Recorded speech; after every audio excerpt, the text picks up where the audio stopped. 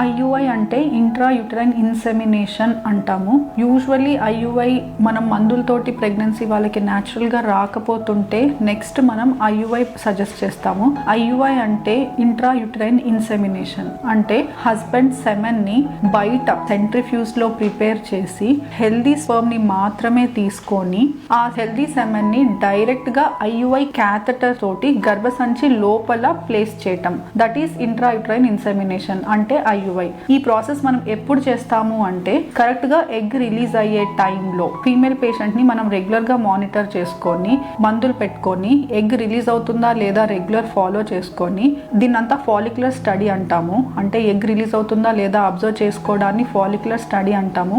ఆ ఫాలిక్యులర్ స్టడీలో egg release అయ్యే రోజున ఎగ్ రిలీజ్ అవుతుంది అన్నప్పుడు హస్బెండ్ సెమెన్ తీసి ప్రిపేర్ చేసి హెల్దీ స్పర్మ్ ని క్యాథెటర్ లో తీసుకొని డైరెక్ట్ గా గర్భసంచి లోపల ప్లేస్ చేయడాన్ని ఇంట్రా యూటరైన్ ఇన్సెమినేషన్ అంటారు.